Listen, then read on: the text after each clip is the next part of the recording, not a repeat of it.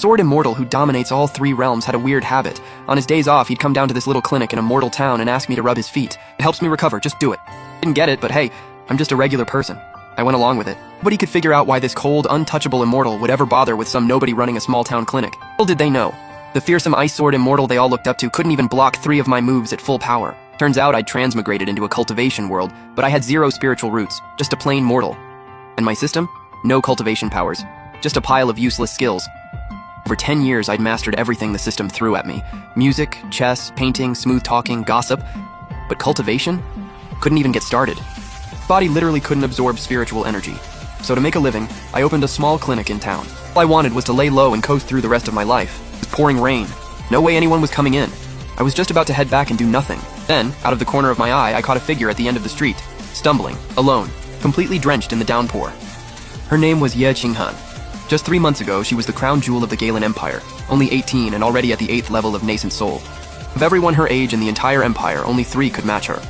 Then she got hit with some mysterious poison and watched helplessly as her powers faded away, turning her into a nobody. The last thing her emperor father said to her?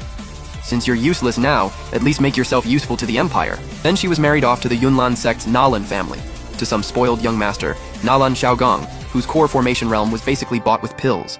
Thinking about all of this, she pulled out her sword, the one she'd carried for years, and held it to her own throat. Better to end it than live like that. And suddenly, a voice came from behind her. "Hey miss, what are you doing out here alone in this rain?" She spun around and that's when I got a good look at her. Gorgeous features, but those eyes were full of nothing but confusion and despair. Hauled out again and held my umbrella over her head. Then, the next second, she coughed up blood and collapsed right into my arms. With the last bit of her consciousness, she sent out her spiritual sense to scan me, and got nothing. Spiritual energy whatsoever. Just a mortal. "Hey miss, you okay?" Wait, she's been poisoned. Ye Qinghan finally came to. I was just about to give her some medicine. Our eyes met. Awkward. She frowned at me, then looked down at the blanket over her, then over at her clothes folded on the chair beside her. Face went red. She was about to say something but broke into a coughing fit. "Miss, the poison's still in your system. You need to calm down and rest. As for your clothes, I had the lady next door, Mrs. Zhang, change them for you. No need to get upset." "What did you say?" "I said your clothes aren't... my poison. You already treated it?" "Yeah, but seriously, calm down. You need to rest." I was confused. I just treated some basic poison. Why was she freaking out? "I'm fine. I need to change. Could you step outside?" Sure. The second I stepped out, she circulated her energy to check her body, and was stunned. Most of the poison was already gone. Went quiet for a moment.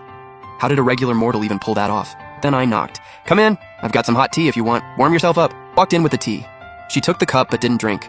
Just sat there staring out the window at the rain with this complicated look on her face. Sat across from her and sized her up. This girl had serious presence. Probably a cultivator. Noticed me staring and got annoyed. This guy has no chill. Miss, the rest of the poison still needs medicine to clear out. How exactly did you treat my poison? I checked her over. Your color's off. There's dark energy around your eyes. Your pulse feels weak and ungrounded. Mind if I take your pulse properly? Blinked. A mortal taking her pulse? The top healers in the entire Imperial Dynasty couldn't crack this poison. Even if this guy got lucky once, what was left was seriously complicated. Did a mortal actually figure anything out? But given his good intentions, she held out her wrist anyway, rested my fingers on her pulse and closed my eyes. The remaining poison.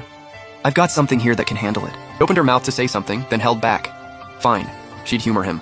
His medicine wasn't going to do anything anyway. I got to work at the medicine cabinet. She quietly shook her head.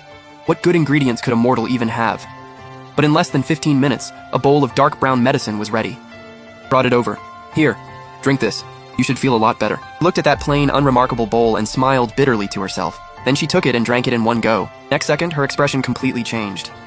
The moment it hit her, that plain medicine turned into a massive surge of energy, flooded through every meridian in her body, and the 9 yin poison that had been locked inside her for so long started breaking apart. Even her cultivation, which had dropped all the way down to chi refining level 7 or 8, was shooting back up, and going even beyond where it was before. She just stared at the empty bowl, shaking all over. This poison was supposed to be nearly impossible to cure. It needed a 1,000,000-year-old Thousand Mountain Snow Lotus, 10 million-year-old Cordyceps, and Shadowwing Dragon blood found only in the demon realm. Top of that, it required a master cultivator at least at Immortal Venerable level 3, with deep knowledge of medicine, to brew it for 99 days straight. The entire Galen Empire, with all its power and resources, couldn't pull those ingredients together, yet this seemingly ordinary mortal whipped it up in 15 minutes without breaking a sweat.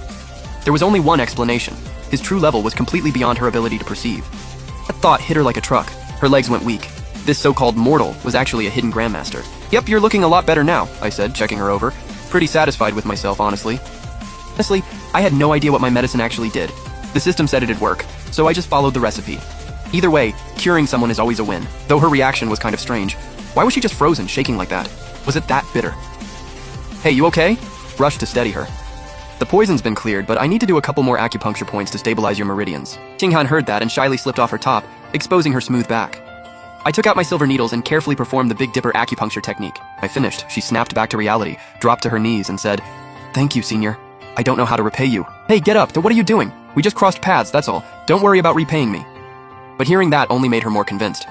This was exactly how a true master acted. No ego, no desire for reward. "I'll carry your words with me, Senior." I scratched my head. Why does she keep kneeling and calling me Senior? "What's your name, miss?" She lifted her head.